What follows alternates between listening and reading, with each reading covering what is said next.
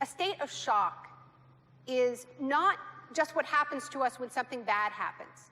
It's what happens to us when we lose our narrative, when we lose our story, when we become disoriented. What keeps us oriented and alert and out of shock is our history. So a period of crisis like the one we're in is a very good time to think about history, to think about continuities, to think about roots. It's a good time to place ourselves in the longer human story of struggle.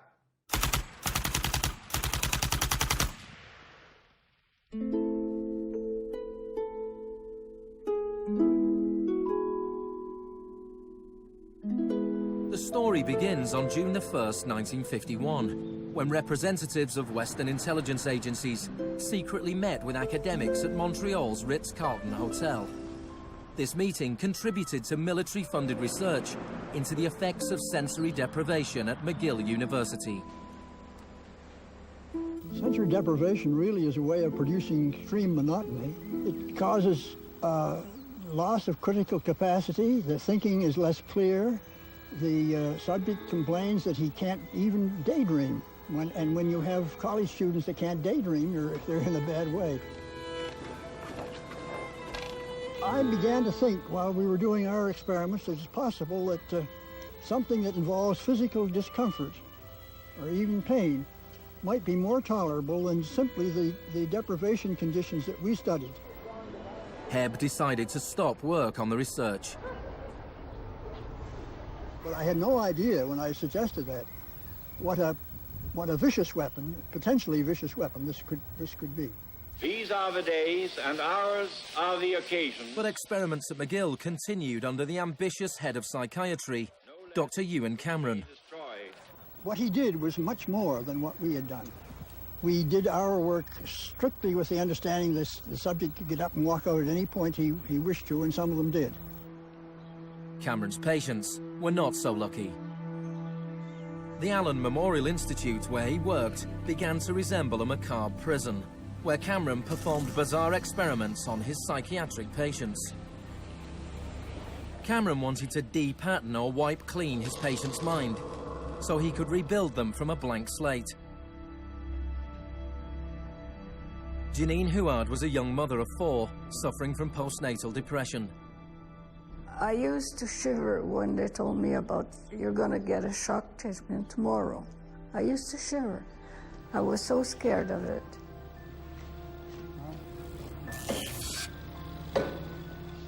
And I would wake up in another room, all mixed up and sad, and it used to make me very sad after. You're just like a zombie walking around. Cameron combined shock therapy with sleep therapy and the repeated playing of taped messages. It says, Janine, Janine, you are running away from your responsibility. You don't want to take care of your husband and children. All the time, the same thing.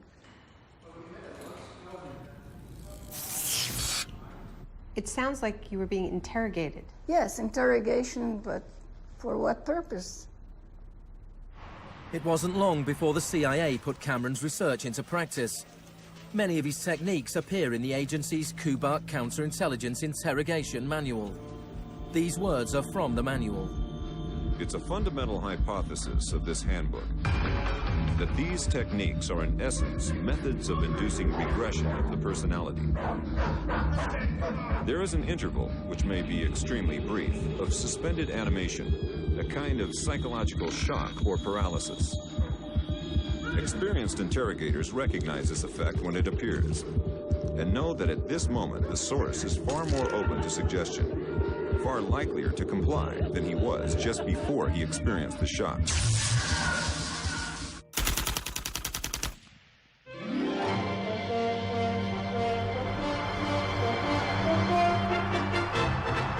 At the same time as Ewan Cameron was conducting his experiments in Montreal, an exponent of another kind of shock was working not so far away. Milton Friedman was teaching economics at the University of Chicago. He believed economic shock therapy could encourage societies to accept a purer form of deregulated capitalism. In October 2008, in the midst of the biggest financial crisis since 1929, Naomi Klein went to the University of Chicago to talk about Milton Friedman. When Milton Friedman turned 90, the Bush White House held a birthday party for him. And everyone made speeches, including George Bush. But there was a really good speech that was given by Donald Rumsfeld. My favorite quote in that speech from Rumsfeld is this. He said, "Milton is the embodiment of the truth that ideas have consequences." What I want to argue here is that the economic chaos that we're seeing right now on Wall Street and on Main Street and in Washington stems from many factors, of course, but among them are the ideas of Milton Friedman. The Wall Street crash of 1929 led to the Depression of the 30s.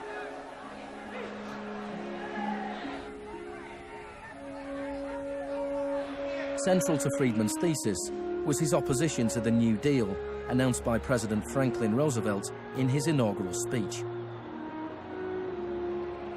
Our greatest primary task is to put people to work. This is no unsolvable problem if we face it wisely and courageously. Let me assert my firm belief that the only thing we have to fear is fear itself. Influenced by the economist John Maynard Keynes, Roosevelt started a program of public employment to get people back to work. Today, depression is a fading memory. Millions of men and women have found employment, and with it, confidence and hope. It wasn't that simple. The Depression lasted into World War II. But after the war, the Marshall Plan spread Keynes's model of government regulation and intervention to Europe.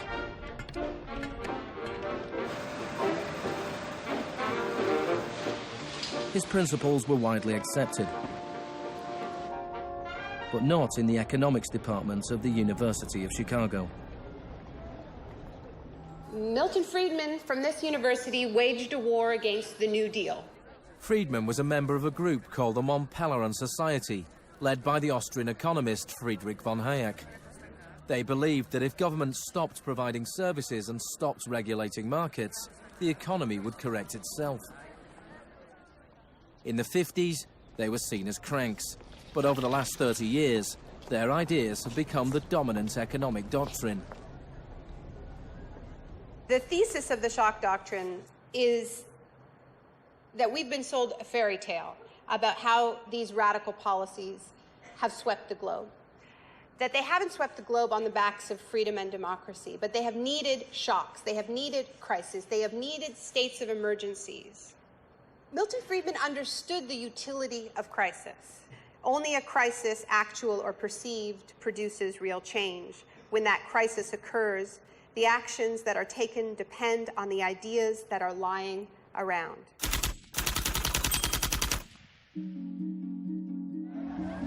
It was in Chile that Friedman's disciples first learned how to exploit a large-scale shock or crisis. Usually, the official storytellers of neoliberalism, the official publicists, don't even mention Chile. They start the story with Thatcher and Reagan because it's much more flattering that way. In the 50s and 60s, Chile's progressive developmental policies were a beacon in the region. The government invested in health, education, and industry. American corporations were worried their investments would suffer. In response, the US State Department began sponsoring students from Chile and the rest of South America to study free market economics with Milton Friedman. The University of Chicago had a joint arrangement with the Catholic University of Chile, under which a great many Chilean students came to the University of Chicago, were trained by us, and received PhDs. These students went back and taught in Chile. The Catholic University Economics Department in Santiago became a little Chicago school. Arnold Harberger, the economist in charge of the program, described himself as a seriously dedicated missionary. In 1970, Salvador Allende's Popular Unity government won the election on a platform of nationalization of large sectors of the economy. Chile's phone company was majority-owned by the US corporation ITT. It spearheaded attempts to stop Allende becoming president. It had the support of Richard Nixon in the White House.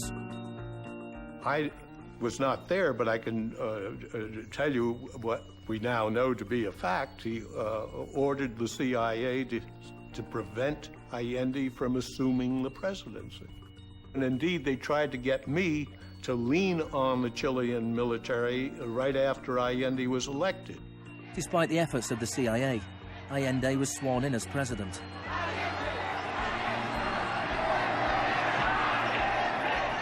Richard Nixon ordered the CIA director to make the economy scream.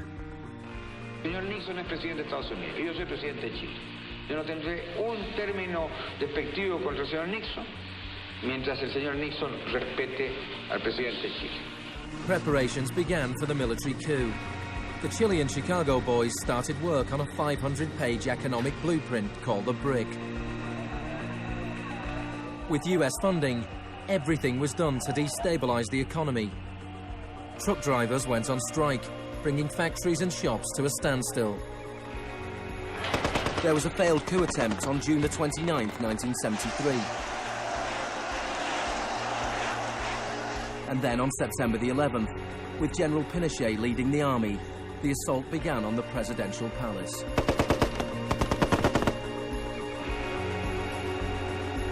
Chile had enjoyed 41 years of uninterrupted, peaceful democratic rule.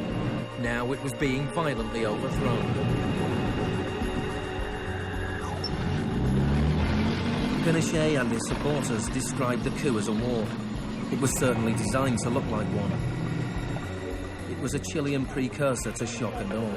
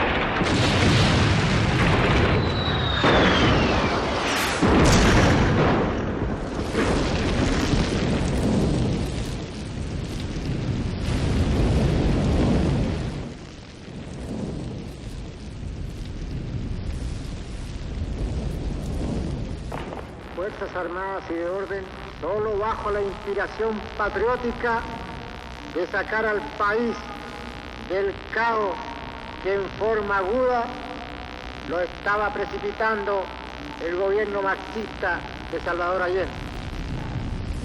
The Chicago boys delivered their economic blueprint, the BRIC, to Pinochet.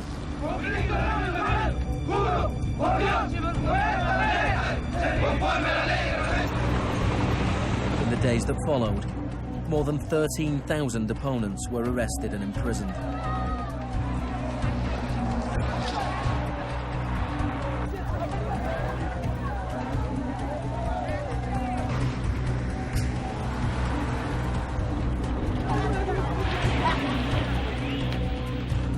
Thousands of prisoners were held in the National Stadium.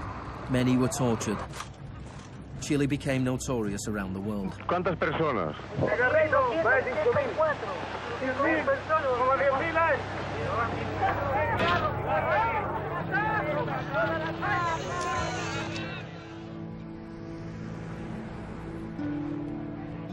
At the beginning of November, 5,000 prisoners were released.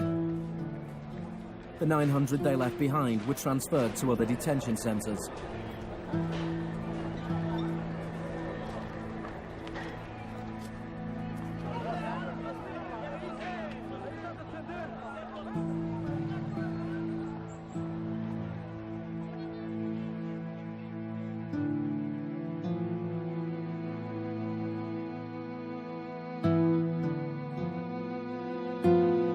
Less than a month later, FIFA allowed Chile to play a World Cup qualifier in the very same stadium.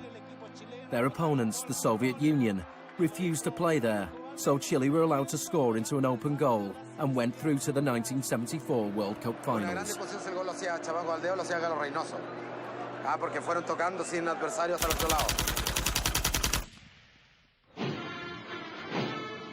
With the population in shock, Pinochet imposed the policies recommended by the Chicago boys. Removal of price controls, the sale of state companies, the removal of import barriers and cuts to government expenditure. Fariedmane later openly acknowledged the importance of the Chilean experiment. Here was the first case in which you had a movement toward communism, which was replaced by a movement toward free markets. It didn't work. A year later, inflation was 375% per year, the highest in the world. So in March 1975, Arnold Harberger and Milton Friedman flew into Santiago. He used a phrase that had never before been used in a real-world economic crisis. He called for shock treatment.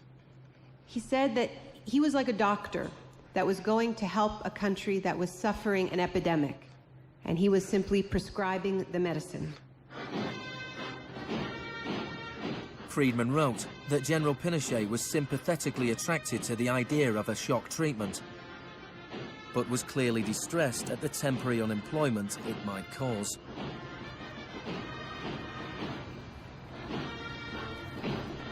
It rapidly became clear that Friedman's economic policies benefited the wealthy at the expense of the poor.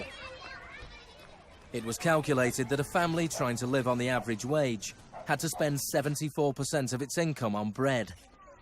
Items such as bus fares or milk became luxuries, and Pinochet got rid of free milk in school, a move that echoed the controversial policy of the young education minister in Britain, who would later become his friend.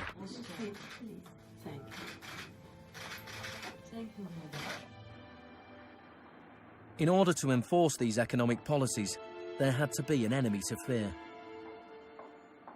Tampoco creo yo que se haya triunfado totalmente sobre el marxismo. El marxismo es como un fantasma. Cuesta mucho tomarlo. Mejor dicho, no se puede tomar.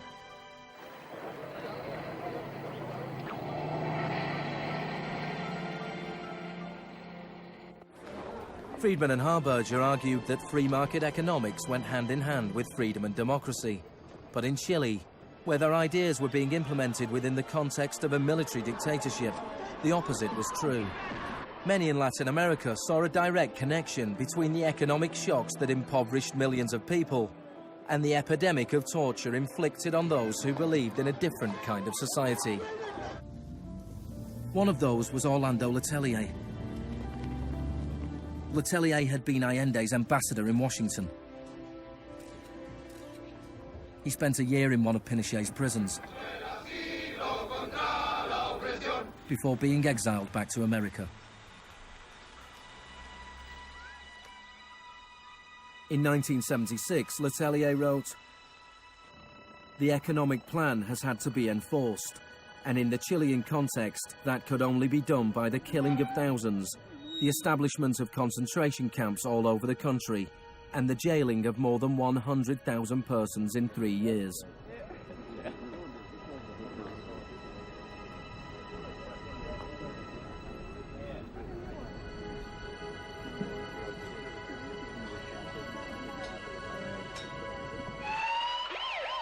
Less than a month later, Letelier was killed by a car bomb. Good evening. A powerful bomb today tore through a car as it was driving along Washington's usually quiet Embassy Row. The Chilean was Orlando Letelier, who also had been foreign minister during the last months of the late Salvador Allende's Marxist regime. Richard Roth reports. Michael Townley, a member of Pinochet's secret police, was behind the bombing. He'd entered the US on a false passport with the knowledge of the CIA. Michael, buenas noches. Buenas noches, Pablo. La opinión del Poder Judicial chileno, ¿hay confianza en él? Mire, yo confío plenamente en la justicia chilena como patriota y luchador antimarxista y juntista por sobre todas las cosas. Despite his confidence, Townley was extradited to the US and convicted of Letelier's murder. Pinochet ruled Chile as a military dictator for 17 years, but in a frank interview, Harberger remained in denial. You cannot have a repressive government for long within a genuinely free economic system. In the same year as Orlando Letelier's murder, Milton Friedman was awarded the Nobel Prize for Economics. You people have such a distorted idea of what went on. Let me tell you some facts. Number one, I was offered 2 honorary degrees by universities in Chile before I went down. I refused to take them because those universities were being supported in part by public funds, and I did not want to appear in any way to provide any support to the political system in Chile. I'm not a representative of Chile. I'm not an advisor to Chile. I have no commitments to the government of Chile.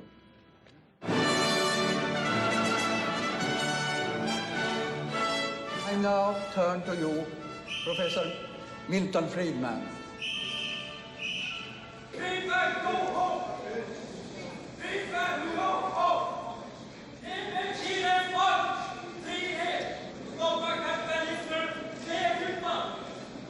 I am very sorry for this incident. It could have been worse.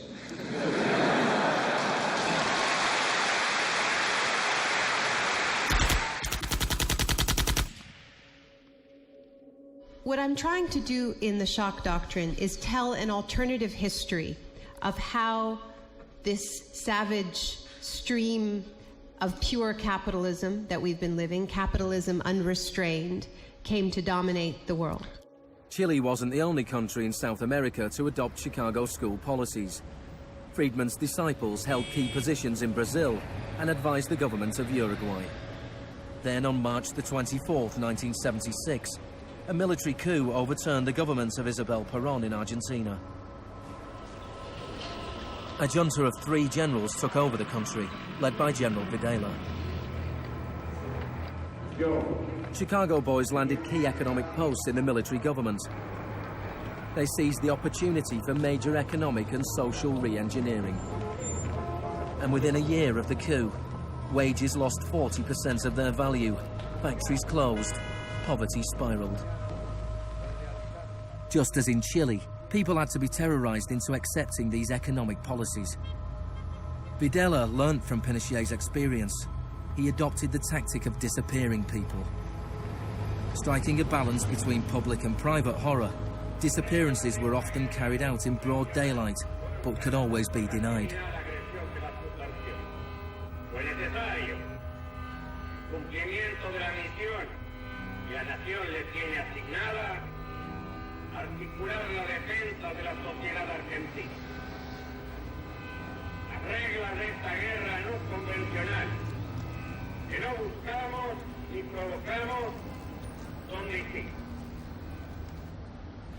Many of the techniques used by the Chilean and Argentinian military had been learnt in the US-run School of the Americas.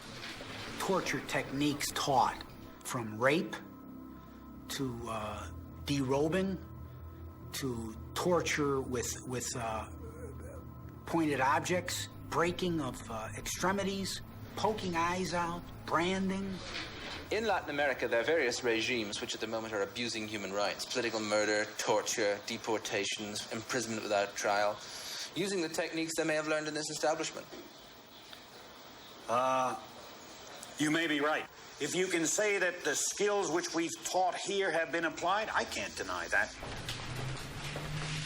The use of torture of a known enemy soldier to gain some kind of military advantage, I think is justifiable and smart. To go beyond that, to use torture techniques merely to intimidate people is completely wrong, unethical and immoral. But in Argentina and Chile, these techniques were not used just on soldiers or terrorists. They were used on students and union members. They were used on anyone who opposed the free market economic policies of the regime.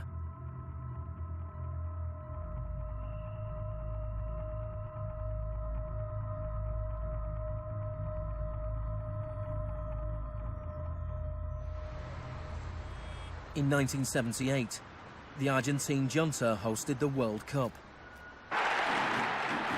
The final was played in the stadium less than a mile away from the biggest detention camp in the country, where thousands of prisoners were held in torture chambers. Decir que con los goles, con el grito de gol, se tapaba la voz de los secuestrados, los gritos de los secuestrados, era una realidad. Organización extraordinaria, miles y miles de banderas, miles y miles de gargantas enronquecidas, 25 millones de argentinos que tienen un solo color, el celeste y blanco. El fútbol ha hecho el milagro del país, de este maíz maravilloso que nos siguen atacando aquellos que... And Argentina took their terror regime one step further than Chile. Among the disappeared were hundreds of pregnant women, women who were allowed to give birth before being murdered. De todas aquellas mujeres que estaban embarazadas, les permitieron tener a sus hijos para una vez que nacieran, sacárselos. Y eso sucedió con 500. Yo soy uno de esos 500. Those children, many of whom were raised by families connected to the military, were a powerful reminder of the junta's project to re-engineer an entire society.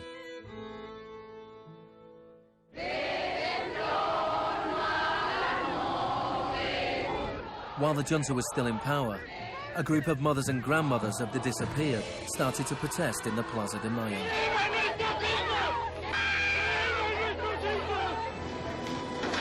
They turned detective, searching for the disappeared children. After the junta collapsed, some were found and reunited with their families. Occasionally they found remains. Mostly they found nothing.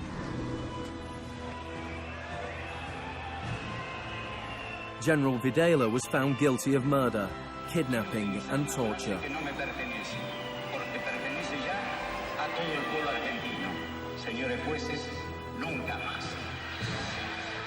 He was sentenced to life in prison.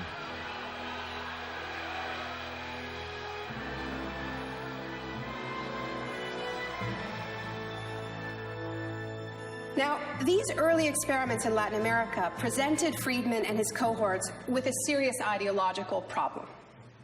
Friedman had promised that these policies would not just make the elites richer, but that they would create the freest possible societies, that this was a war against tyranny, that capitalism and freedom went hand in hand.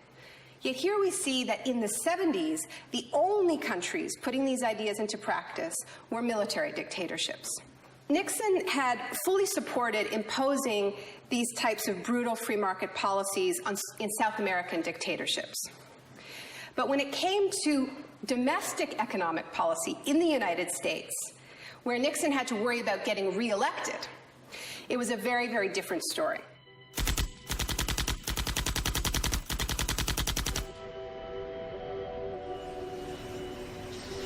Friedman enjoyed a friendly relationship with Nixon. Several of his Chicago school colleagues and disciples were recruited to work for the government. Donald Rumsfeld was one of them. So help me God. Congratulations. Thanks, Bishop.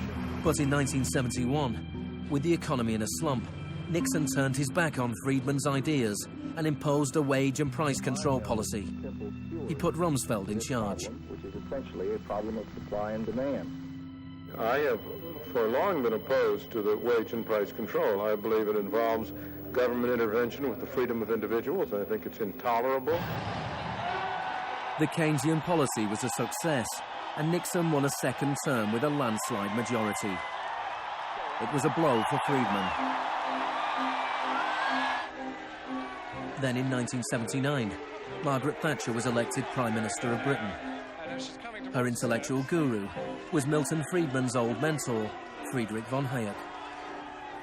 And just over a year later, Ronald Reagan was elected President of the United States. Both Britain and America were now ruled by unabashed Freemanites. Margaret Thatcher's program when she came in had 4 planks. Cut government spending, cut tax rates, reduce government ownership and operation of industries or regulation of industry, and have a moderate and stable monetary policy to bring down inflation. Within her first 3 years in office, unemployment doubled in parts of the economy, leading to waves of strikes. Thatcher's personal approval rating slumped to 25%. There were riots in Britain's major cities. Even Margaret Thatcher's admirers had their doubts. The economic performance of the Thatcher government has been mixed.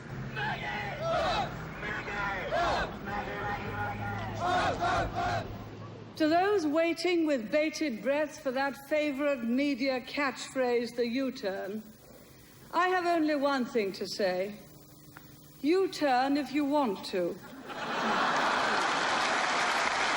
The ladies not for turning. Friedrich von Hayek urged Thatcher to copy Pinochet's economic shock therapy policies. Thatcher replied, "In Britain, with our democratic institutions and with the need for a high degree of consent, some of the measures adopted in Chile are quite unacceptable."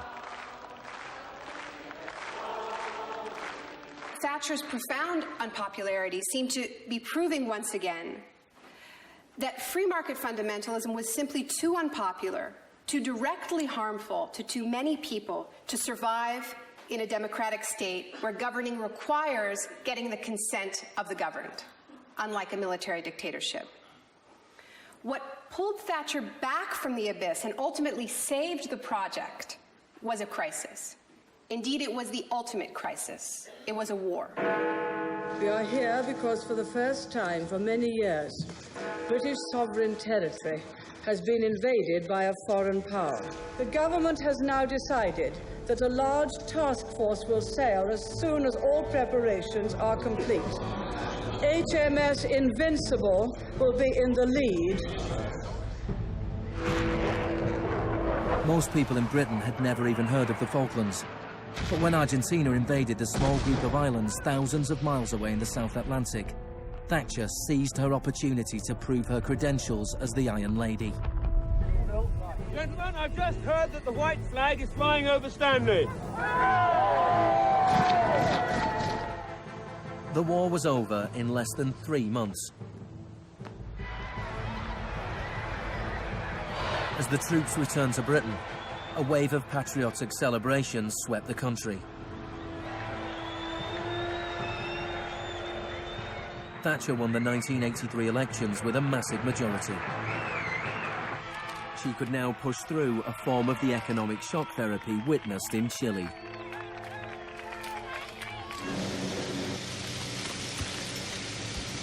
The most powerful union in Britain was the National Union of Mine Workers. When the National Coal Board tried to close pits down, the miners went on strike. Parts of central London are brought to a halt as thousands of miners and sympathizers march through the city in support of the miners' strike.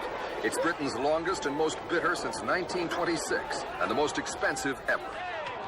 The strike lasted almost a year. Thatcher used every means at her disposal to destroy the union.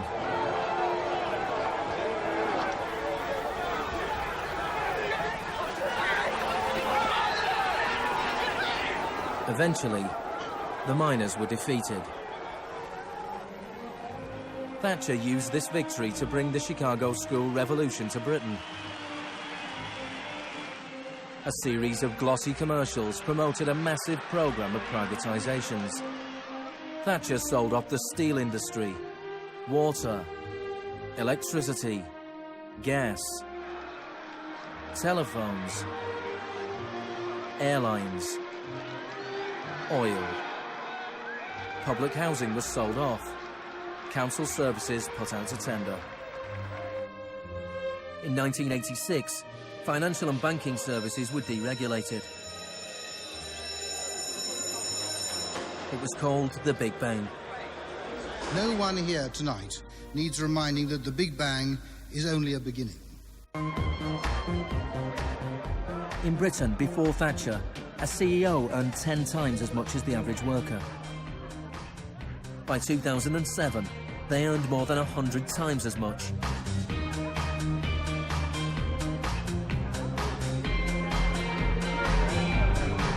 In the US before Reagan, CEOs earned 43 times as much as the average worker. By 2005, they earned more than 400 times as much.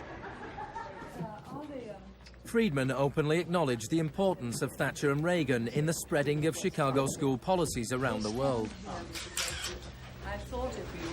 The coincidence of Thatcher and Reagan having been in office at the same time was enormously important for the public acceptance worldwide of a different approach to economic and monetary policy. Thank you very much. What I'm describing now is a plan and a hope for the long term. The march of freedom and democracy, which will leave Marxism, Leninism on the ash heap of history as it has left other tyrannies which stifle the freedom and muzzle the self-expression of the people.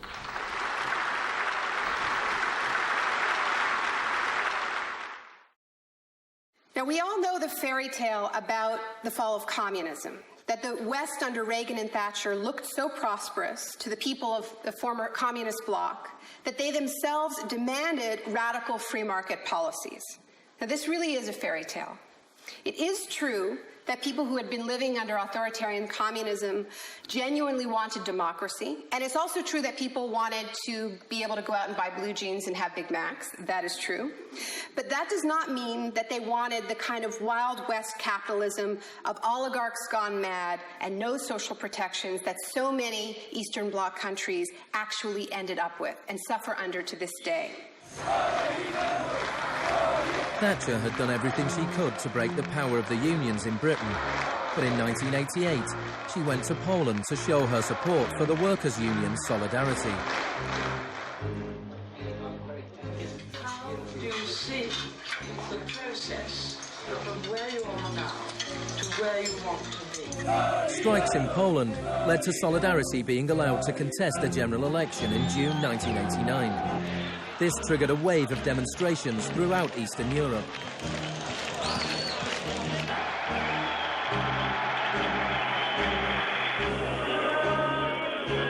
In the past, the Soviet Union had used military force to crush democratic movements. But the Soviet Union had a new type of leader, Mikhail Gorbachev, who was committed to glasnost and perestroika. He talked about a third way, a gradual transition to Scandinavian-style social democracy, something between free market capitalism and communism. Gorbachev charmed the public and politicians of the West. He's a bold, a determined and courageous leader. Gorbachev stood and watched as one by one the old communist regimes collapsed.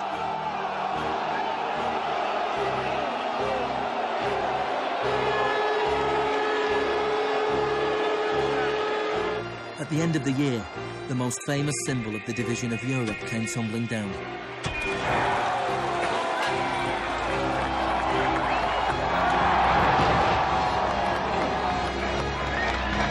For Friedman and the Chicago boys, a whole new world opened up. In the Soviet Union, Gorbachev was hoping to gradually reform the Russian economy. In 1991, Gorbachev was invited to the G7 summit in London. He was hoping for financial support for his gradual economic reforms. Instead, he was told that unless he embraced radical shock therapy, there would be no aid at all. Thank you, Mr. President. That's not a little close. The next month, there was a coup attempt against him. A group of Communist Party hardliners placed Gorbachev under house arrest in his holiday home in the Crimea. Tanks surrounded the White House, the Russian parliament.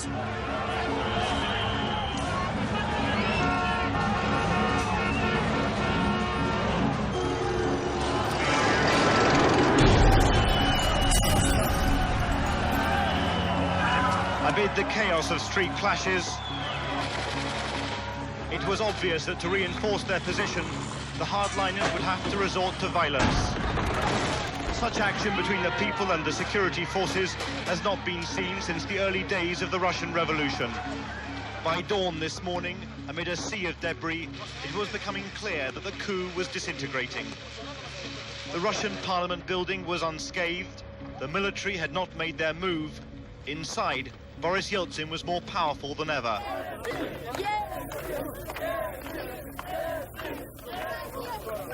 This was Yeltsin's finest hour.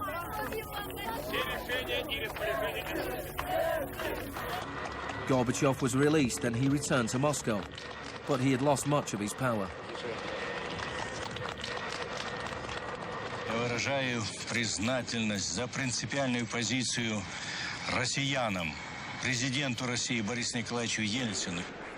In December 1991, the Soviet Union was dissolved, a profound shock for the Russian people. Yeltsin was now in charge of economic policy for the Russian Federation. The free market came to Russia. There was chaos. The adoption of Chicago school policies in Russia marked the beginning of a new chapter in the free market crusade. It was all shock, no therapy.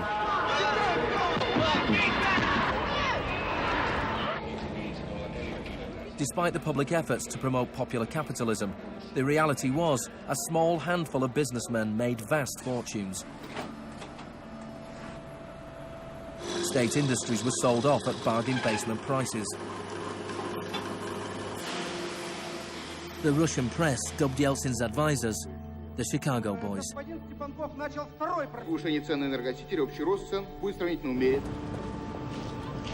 Yeltsin's shock therapy meant that in 1992, the average Russian consumed 40% less than in 1991. A third of Russians fell below the poverty line, and wages weren't paid for months. One expert today predicted 140 million Russians will soon be living below the poverty line. Corruption was rife. Organised crime boomed. Moscow became the new Wild West.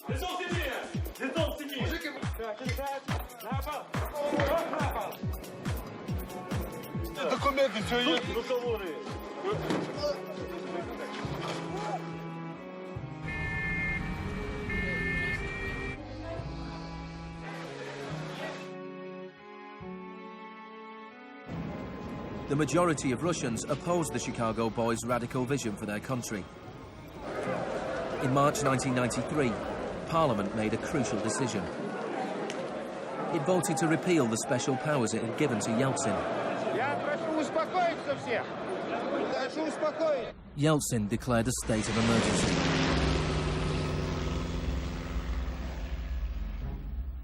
The Constitutional Court ruled that it was illegal.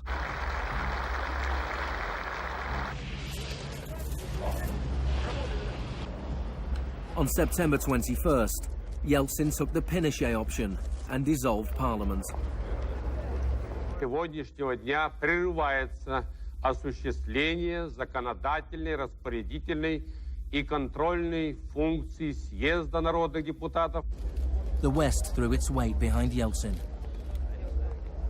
We feel that Boris Yeltsin is the best hope for democracy in Russia.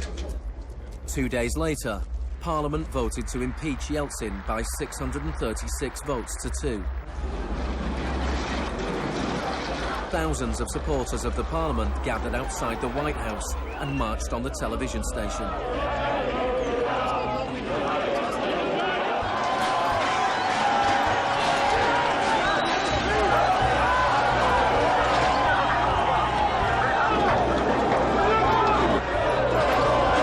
It looked like the supporters of Parliament were winning. Yeltsin flew back to Moscow from his holiday home. That night, 100 demonstrators were killed as the Yeltsin authorities fought back.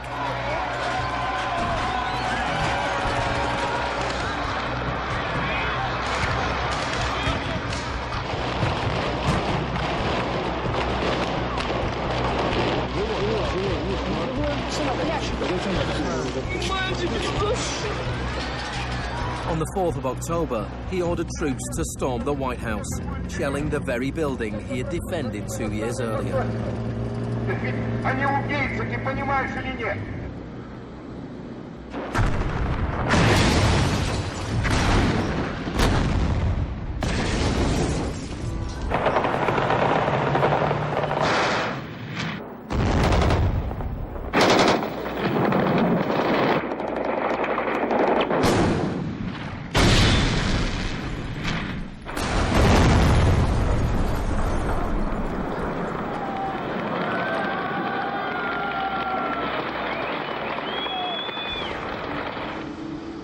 Warren Christopher, the US Secretary of State, said, "The United States does not easily support the suspension of parliaments, but these are extraordinary times."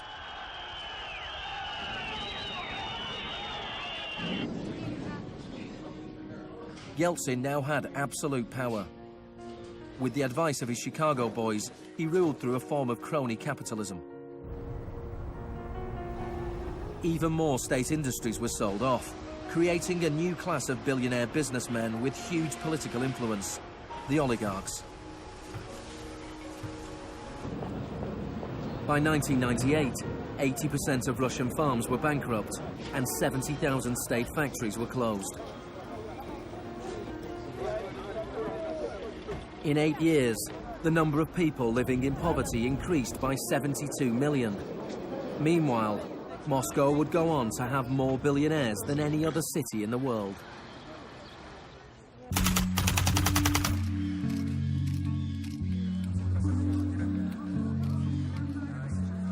Good afternoon. Thank you for coming. Today it is my honor to announce that I'm submitting the name of Donald Rumsfeld to be Secretary of Defense. I look forward to serving our country again. Rumsfeld had been Secretary of Defense before under Gerald Ford. Then, the enemy we were supposed to fear was the Soviet Union. I'm not saying with certainty that the Russians are coming. I'm saying the trends are here. I'm not saying the Russians are 10 feet tall. I'm saying they used to be 5'3". They're now 5'9½", and they're growing. Now there was a new enemy closer to home. On September the 10th, 2001, Rumsfeld made a speech laying out his plans to privatize much of the US military. Milton Friedman would have been proud. He said, "The topic today is an adversary that poses a threat. A serious threat to the security of the United States of America. This adversary is one of the world's last bastions of central planning. It governs by dictating 5-year plans. Perhaps this adversary sounds like the former Soviet Union, but that enemy is gone. This adversary is closer to home. It's the Pentagon bureaucracy. Today, we declare war on bureaucracy." The next day, American Airlines Flight 77 crashed into the Pentagon, killing 184 people.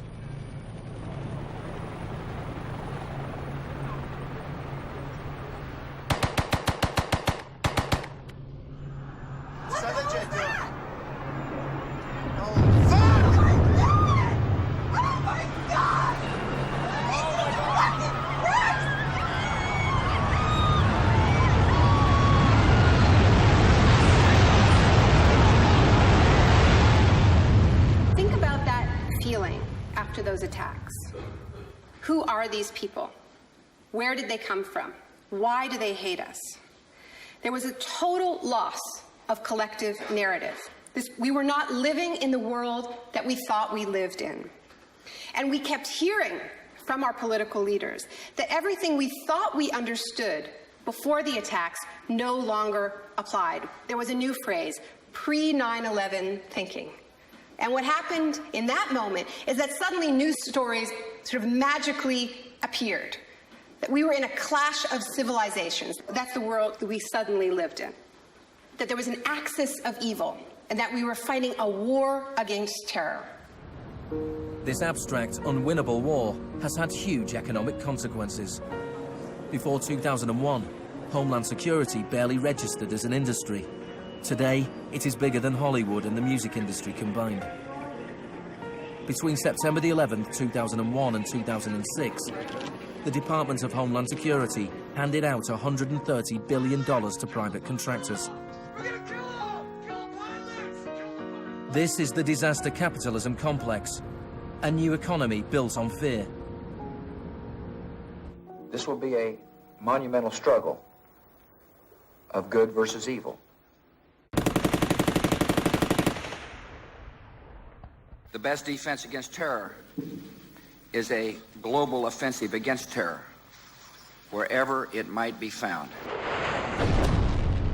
The first phase of this war was the bombing of Afghanistan.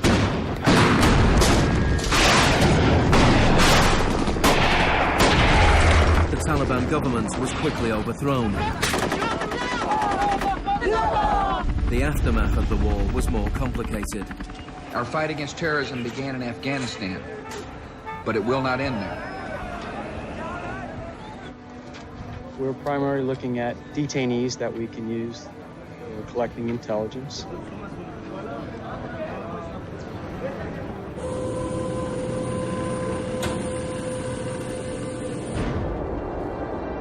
Guantanamo was the first time that the techniques of the Kubark Manual were explicitly and publicly being used by American forces, officially sanctioned in the White House and openly broadcast on television around the world. Isolation, both physical and psychological, must be maintained from the moment of apprehension. The capacity for resistance is diminished by disorientation. Prisoners should maintain silence at all times. They should never be allowed to speak to each other. 3 of the prisoners were Asif Iqbal, Ruhal Ahmed and Shafiq Rasool from Tipton in England. They spent more than 2 years in Guantanamo before being released without charge. Mentally, yeah, you couldn't speak to nobody, you couldn't do nothing, you couldn't stand up. And just sitting there, you'd be in your thoughts all the time thinking, what the hell's going on, where the hell am I? And we're going to be staying here for the rest of our lives, and we're going to be going back home. Will we ever see our family again? Of the 779 prisoners that have been held in Guantanamo Bay, only 3 have ever been convicted of any offence.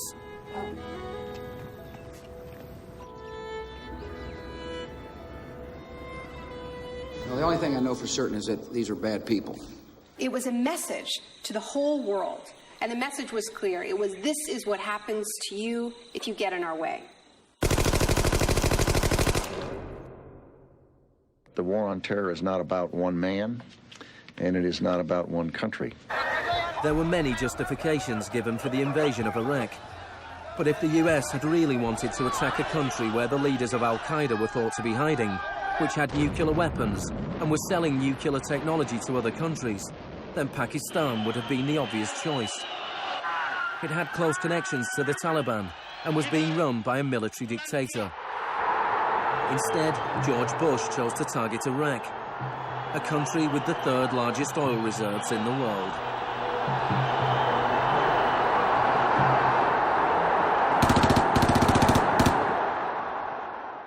Now, about the Defense Department's war plan. It is not like that for the Gulf War. It's more along the lines of the Panama invasion of 1989.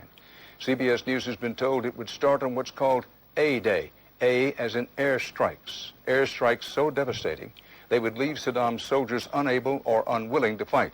The idea is to rain down the thunder so hard as to create, quote, shock and awe. If the Pentagon sticks to its current war plan, one day in March, the Air Force and Navy will launch between 300 and 400 cruise missiles at targets in Iraq. More than were launched during the entire 40 days of the first Gulf War.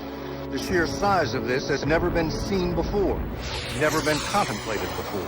Harlan Ullman is one of the authors of the shock and awe concept, which relies on large numbers of precision-guided weapons. So that you have this simultaneous effect, rather like the nuclear weapons at Hiroshima, not taking days or weeks, but in minutes.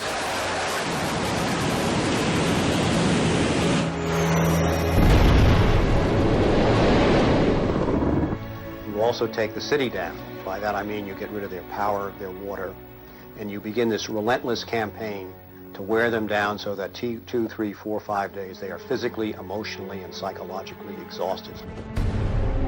Last night, a square mile in central Baghdad seemed like hell on earth. During the first wave of the bombing, the citizens of Baghdad suffered a version of the sensory deprivation described in the Kubark Manual.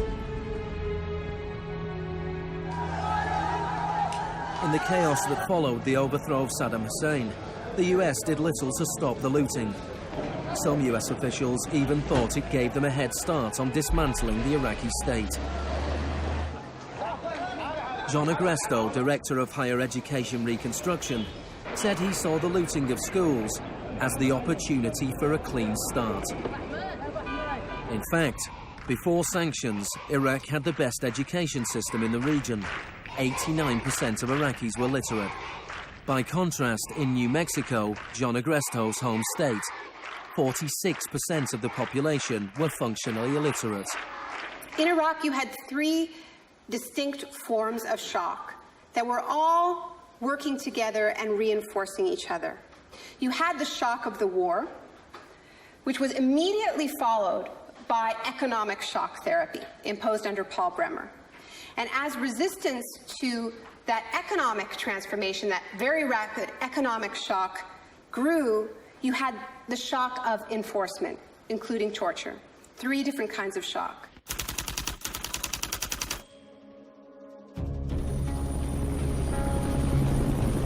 In May 2003, Paul Bremer was appointed US envoy to Iraq. 2 weeks after he arrived, he declared the country open for business. We considered that the coalition had very broad authorities to determine the direction of the Iraqi economy. Bremer knew little of Iraq, but he knew about disaster capitalism. He had launched crisis consulting practice at the start of the Homeland Security boom. Today is a very important day in Baghdad. Bremer spent the first 4 months passing classic Chicago school laws. Rumsfeld described Iraq as having some of the most enlightened and inviting tax and investment laws in the free world. One of the first acts of Bremer was to fire 500,000 state workers. This was partly an act of debartification, but slashing governments was also vintage Friedman. Money was promised for reconstruction. Our investment in the future of Afghanistan and Iraq is the greatest commitment of its kind since the Marshall Plan. But in fact, it was just the opposite. Whereas the Marshall Plan was intended to boost European industries, US aid money in Iraq was spent on US corporations. If work came to Iraqis, it came at the bottom of a series of subcontractors. Creative associates received contracts worth $100 million to draft the curriculum and print new textbooks for the education system. Management and technology consultant Bearing Point was awarded contracts worth $240 million to build a market-driven system in Iraq. North Carolina-based RTI received contracts worth $466 million to advise on bringing democracy to Iraq. And Halliburton was awarded $20 billion in cost-plus Iraqi contracts. Parsons was handed $186 million to build 142 health clinics. Only 6 were ever completed. Basic electricity and water supplies hardly improved, despite billions being spent in the first 4 years. We're going to succeed here, and when we succeed here, we will have done something important, not just for 25 million Iraqis. We will have done something that serves Western interests in this whole region. Even the new Iraqi currency was printed abroad. Let me show you an example of these notes. The US even paid private contractors to monitor the work of the private contractors who won contracts.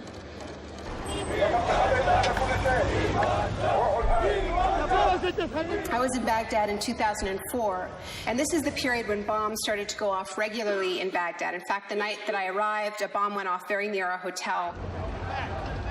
But what was really striking to me in this period was that despite the violence and despite the chaos, the next day, Iraqis were out in the streets protesting. 19 killed and 100 injured in Najaf. And what they were demanding at this time was elections, the right to actually have a say in what the post-Saddam era would look like.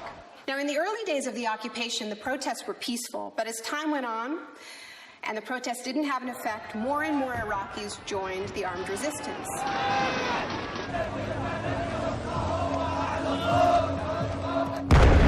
The violence spun out of control.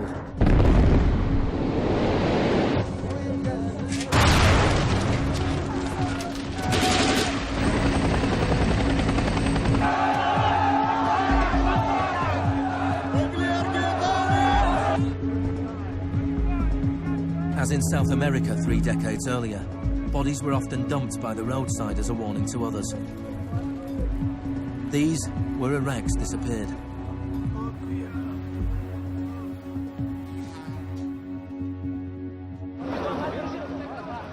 Extremely aggressive measures were needed to suppress the opposition.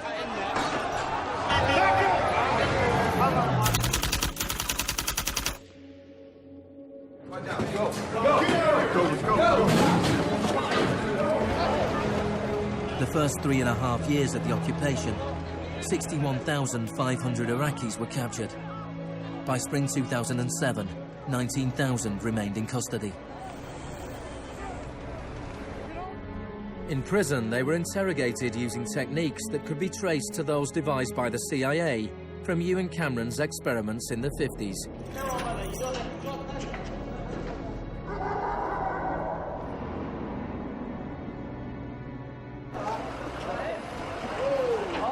According to the Red Cross, US military officials admitted that between 70 and 90% of arrests in Iraq were mistakes.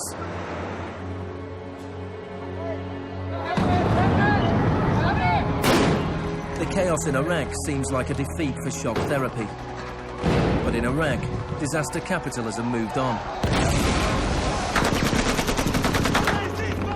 Now the disaster itself provided the opportunity for profit.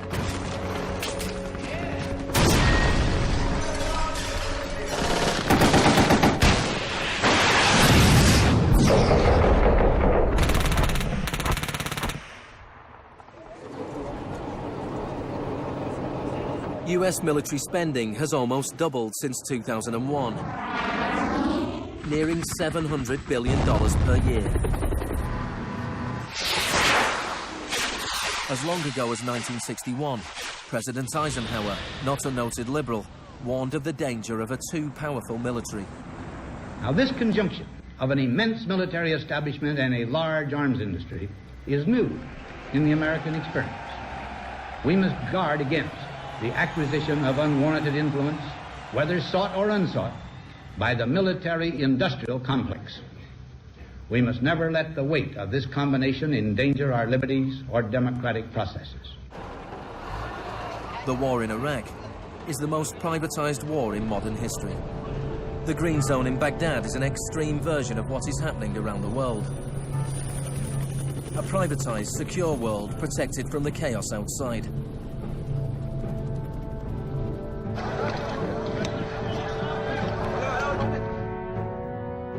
In 1991, in the First Gulf War, for every 100 soldiers, there was one military contractor. In 2003, at the beginning of the war in Iraq, for every 100 soldiers, there were 10 contractors. By 2006, for every 100 soldiers, there were 33 contractors. A year later, for every 100 soldiers, there were 70 contractors. By July 2007, there were more contractors than soldiers in Iraq. This was going beyond what even Milton Friedman had dared to hope. The only things I would not denationalize are the armed forces, the courts, and some of your roads and highways. One of the most high-profile contractors was Blackwater USA. During the April 2004 uprising in Najaf, Blackwater assumed command over US Marines. Dozens of Iraqis were killed during the operation. The US had indemnified the private contractors against any Iraqi laws, so they were operating in a law-free bubble, a little like Guantanamo. I asked your Secretary of Defense a couple months ago what law governs their actions. Mr. I was going to ask him. Go ahead.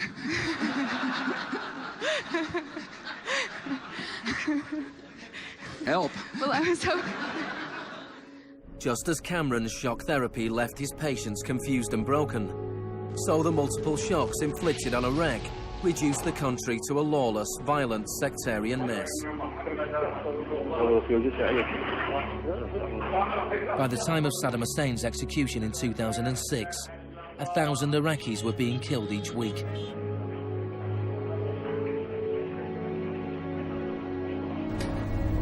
By April 2007, the United Nations High Commission for Refugees estimated 4 million people had had to leave their homes. Hundreds of thousands of Iraqis had died. I think the historians will write very clearly that we did a great and noble thing here.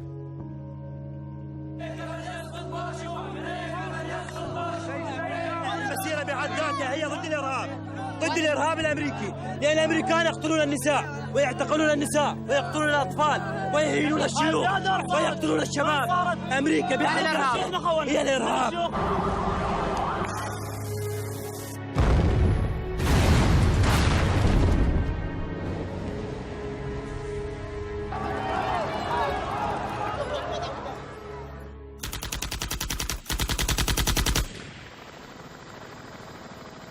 When Hurricane Katrina hit New Orleans in August 2005, the world was shocked to witness a sort of disaster apartheid.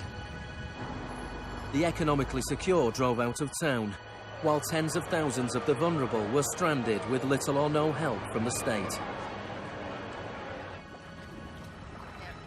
I went to New Orleans while the city was still underwater. And what I saw was that what I had witnessed in Iraq was repeating, not in the aftermath of a war, but in the aftermath of a tremendous natural disaster. Milton Friedman died in 2006.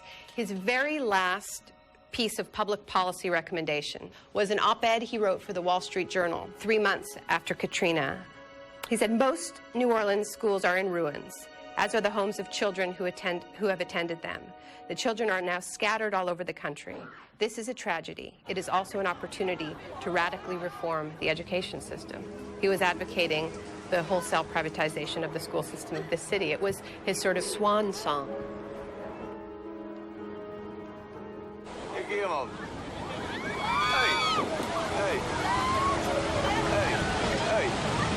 I'd witnessed a similar process in Sri Lanka in the aftermath of the 2004 tsunami. People who lived on the beaches for generations were prevented from returning so that the land could be privatized and sold off to luxury hotels.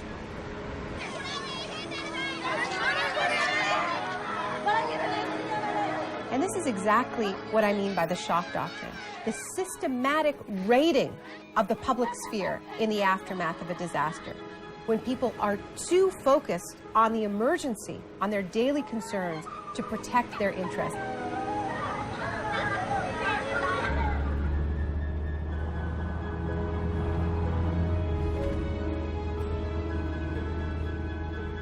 Maybe the first act of resistance is to refuse to allow our collective memory to be wiped.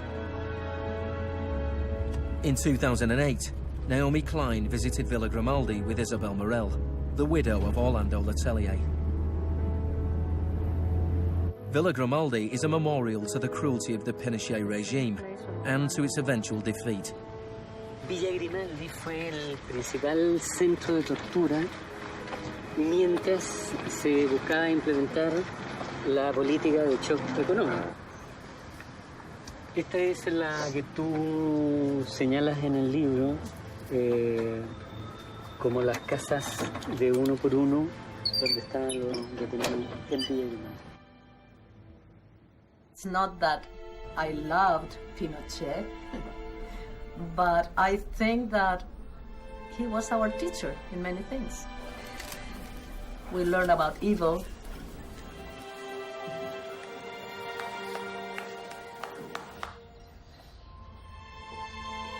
In 1998, Pinochet was arrested while he was in London. His old ally, Margaret Thatcher, stood by his side. I know how much we owe to you.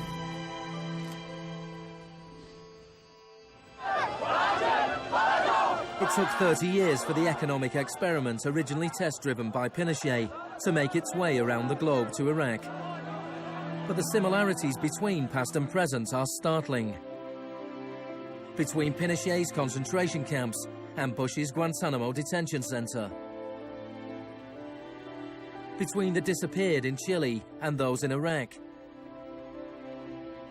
Between the experiments of Ewan Cameron and the torture meted out on the prisoners of Abu Ghraib. These are the days and hours. He erased all the past. That's why he gave electroshocks.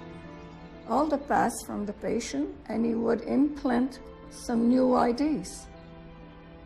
But Janine resisted. In 1988, the CIA agreed to pay compensation to Janine and other victims of Ewan Cameron's experiments. Janine, are you proud that they tried to break you and that you have fought so hard and won? In a way, I am. In a way, I am. Because I must have some willpower seeds in me. It is very, very hard to fight a government. People would tell me, Janine, you don't fight a government. What's the matter with you? They're too big. But I had faith that we would win.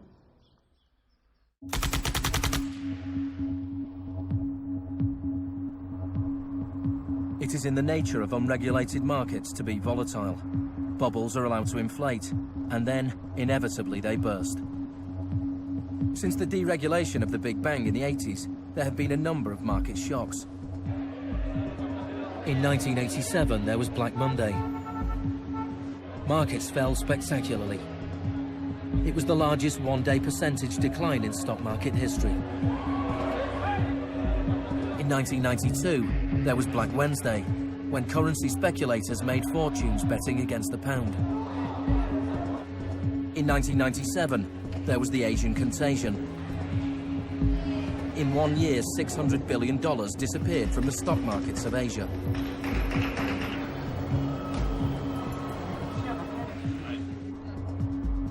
And then, in September 2008, the financial markets imploded. The market is not functioning properly. There has been a widespread loss of confidence.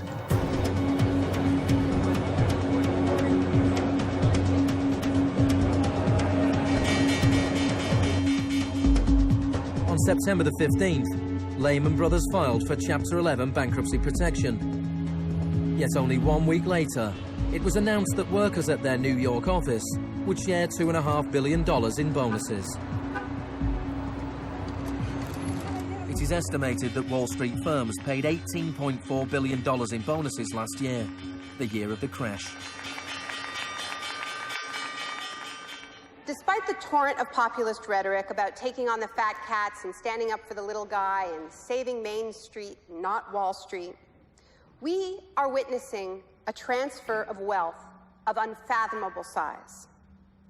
It is a transfer of wealth from public hands, from the hands of government, collected from regular people in the form of taxes, into the hands of the wealthiest corporations and individuals in the world. Needless to say, the very individuals and corporations that created this crisis. We are in the midst of a once-in-a-century credit tsunami. I found a flaw. I don't know how significant or permanent it is, but I've been very distressed by that fact. In the United States, it was the financial crisis that secured Obama's victory. Americans wanted to change course. Hello, Chicago! This crisis is clearly understood by almost everyone as being the direct result of this particular ideology of deregulation and privatization. The scale of the crisis offers the hope of change. The shock doctrine as a strategy relies on us not knowing about it for it to work. And what I find most hopeful about the current economic crisis is that this tactic is getting tired, because that element of surprise is no longer there. We're on to them, and it's not working. We're becoming shock resistant. The last time the world suffered a financial crisis as severe as this, people turned to the Keynesian policies of the New Deal. Let me assert my firm belief that the only thing we have to fear is fear itself. More than 1 million people came to Washington to hear Obama's inauguration speech. Many journalists made comparisons with FDR.